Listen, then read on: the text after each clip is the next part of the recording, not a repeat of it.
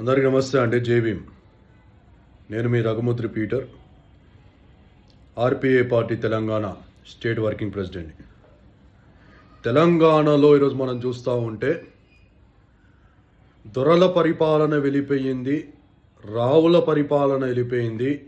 మంచి రోజులు వస్తూ ఉన్నాయి, మంచి జరుగుద్దని చెప్పి కేసీఆర్ని మనము ఫామ్ హౌస్కి పరిమితం చేస్తే రేవంత్ రెడ్డి పరిపాలన ఏమైనా బాగుందా అని చూస్తూ ఉంటే ప్రజలకి సంబంధించిన భూములు ఏవైతే ఉన్నాయో ఈ కోకాపేట్కి దగ్గరలో ఉన్న సాయిబాలా ట్రస్ట్కి సంబంధించిన 45 ఎకరాలు, సుమారుగా 7,000 కోట్ల ప్రాపర్టీ.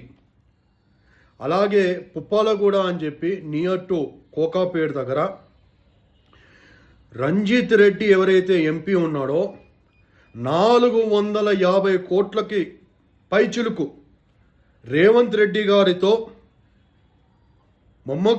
కుమ్మక్కై అక్కడ గవర్నమెంట్ ల్యాండ్ని బైసెక్షన్స్ పెడుతూ ఆ ల్యాండ్ ఈరోజు చూస్తూ ఉంటే కబ్జాకి గురైపోయి పేద ప్రజలకి సంబంధించిన ల్యాండ్ ఏదైతే ఉందో దాన్ని కబ్జా చేసి వెస్టర్న్ స్ప్రింగ్స్ అని చెప్పి పెద్ద పెద్ద బిల్డింగ్స్ అక్కడ కడతా ఉన్నారు.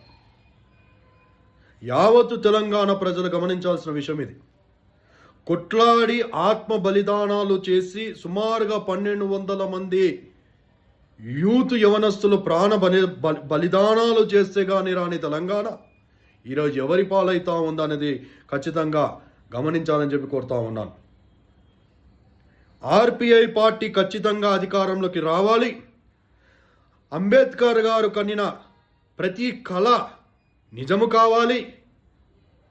కుల మత భేదాలు లేని రాష్ట్రముగా, దేశముగా, గొడవలు గందరగోళాలు లేని సస్యశ్యామలమైన బంగారు భారతదేశముగా ఈ భారతదేశము నిర్మాణము మళ్ళీ కావాలనంటే ఈ మతము అనేది, కులము అనేది, ఈ వ్యవస్థ తీసివేసి మనమందరము ఐక్యంగా పోరాడినప్పుడే అంబేద్కర్ గారు కనిన ప్రతి కళ నిజమవుద్దని చెప్పి గమనించాలని చెప్పి యావత్తు తెలంగాణ ప్రజలకు నేను మనవి చేస్తూ ఉన్నా. రావుల పాలన అయిపోయింది, యలమల పాలన అయిపోయింది. ఇప్పుడు మనం చూస్తుంటే రెడ్డిల పాలన జరుగుతూ ఉంది. ఎక్కడ చూసినా రెడ్డి రెడ్డి రెడ్డి. బహుజనులు ఏం కావాలి, దళితులు ఏం కావాలి, బీసీలు ఏం కావాలి, ఓసీలు ఏం కావాలి, ఎస్సీలు ఏం కావాలి, మైనారిటీలు ఏం కావాలి. రాజ్యం వీళ్ళ చేతిలోనేనా? ఒకసారేమో వెలమలు, రావులు, ఒకసారేమో రెడ్డిలు. బీసీలు, దళితులు, మైనారిటీలు ఎప్పుడు ఆ రాజ్యాధికారం, ఆ పీఠాన్ని దక్కించుకుంటారని చెప్పి నేను అడుగుతా ఉన్నా.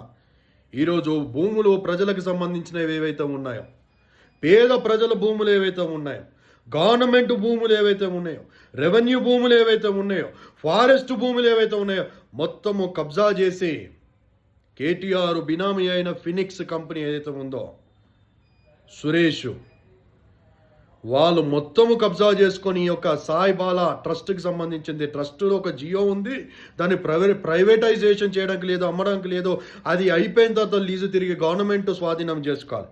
ఏ విధంగా ఫినిక్స్ కంపెనీకి ఈరోజు ఈ 7,000 కోట్లు ఫినిక్స్ కంపెనీ ఎవరిదంటే కేటీఆర్కి సంబంధించింది కాదా? ఈరోజు రేవంత్ రెడ్డి గారు ఏమన్నారు? చెంచల్గూడ జైల్లో డబల్ బెడ్రూమ్లు కట్టించి ఈ కుటుంబాన్ని మొత్తం దొరల కుటుంబాన్ని మొత్తాన్ని అక్కడ కూర్చోబెడతా అన్నారు రేవంత్ రెడ్డి గారు. నేను ఈరోజు ఈ ఫోటోని చూపిస్తాను. నేను ఈ ఫినిక్స్ కంపెనీకి సంబంధించిన చైర్మన్ ఎవరైతే ఉన్నారో రేవంత్ రెడ్డి గారితో కూర్చొని కేటీఆర్ బినామీ అయిన, కేటీఆర్కి సంబంధించిన కంపెనీ అయిన ఫినిక్స్ కంపెనీ ఈ సౌత్ కొరియా కౌన్సిలేట్కి సంబంధించిన ఈ యొక్క కౌన్సిలర్ కానీ లేకుంటే అంబాసిడర్ అయిన ఈ యొక్క Phoenix company director, chairman Revanth Reddy గారితో ఎంత దగ్గరగా కూర్చొని మాట్లాడుతున్నారో మీరు ఈ వీడియోలో చూడండి మిత్రులారా. అంటే నువ్వు కొట్టినట్టు చేయి, నేను ఏడ్చినట్టు చేస్తా అని చెప్పి ఈరోజు కేటీఆర్, రేవంత్ రెడ్డి ఇద్దరు తెర వెనుక చాటున ఈ రాజకీయం నడిపిస్తూ ఉన్నారా? ప్రజలు పిచ్చోలు గారు, ప్రజలు గమనిస్తూ ఉన్నారు. రానున్నది ఆర్పిఐ పార్టీ యొక్క గవర్నమెంటు. ఈ గవర్నమెంట్ రావాలంటే ప్రజలందరూ ఏకం కావాలి. ప్రజలందరూ ఈ యొక్క ఆర్పిఐ పార్టీని ఎన్నుకోవాలి. ఆర్పిఐ పార్టీకి మీరు ఓటు వేసి గెలిపించండి. ఈ యొక్క రానున్న 2029 ఎలక్షన్లో ఖచ్చితంగా మన మైనారిటీలు, బీసీలు, వెనుకబడ్డ అణిచివేతకి గురైతున్న వారినే సీఎంగా మనము కూర్చోబెడతాము. మన రాజ్యాన్ని మనమే స్థాపించుకుంటాం. ఈ చుక్కపల్లి సురేష్ అనే వ్యక్తిని, దాని తర్వాత రమేష్ రెడ్డిని, రంజిత్ రెడ్డిని ఎట్టి పరిస్థితుల్లో వదిలేది లేదు. ఖచ్చితంగా న్యాయపరంగా మేము పోరాటం చేస్తాం. ఆర్పీఐ పార్టీ నుంచి సిబిఐలో ఎంక్వైరీ ఇవ్వంటాము, ఈడీకి రిపోర్ట్ చేస్తాము. ఇది ఖచ్చితంగా సెంట్రల్ మినిస్టర్ రామ్దాస్ అత్వాలే గారు, మా ఒక్క పార్టీ నేషనల్ ప్రెసిడెంట్ అయిన మా ఒక్క గురువు గారి దగ్గరికి ఈ భూ కబ్జాలో, ఈ ఇక్కడ జరుగుతున్న అన్యాయాలు, ప్రజలకు చేస్తున్న అన్యాయాన్ని, వేల కోట్ల దోపిడీ, బయటికి చూస్తే బడ్జెట్ లేదని చెప్పి అంటూ ఉంటారు. ఇవన్నిటిని ఖచ్చితంగా మేము సెంటర్లో పెడతాము. ఖచ్చితంగా ఈడీ, సిబిఐ, ఐటీ ఖచ్చితంగా ఈ విషయంలో సీరియస్ యాక్షన్ తీసుకోవాలని చెప్పి మేము ఢిల్లీ లెవెల్లో పోరాటం చేస్తాము. ప్రజలకు న్యాయం చేస్తాము. ప్రజల పక్షాన ఖచ్చితంగా నిలబడతాము. గుర్తుపెట్టుకోండి, ఆర్పీఐ పార్టీ త్వరలో ప్రభుత్వాన్ని ఫామ్ చేయబోతుంది. మనదే విజయం. జై భీమ్ మిత్రులారా.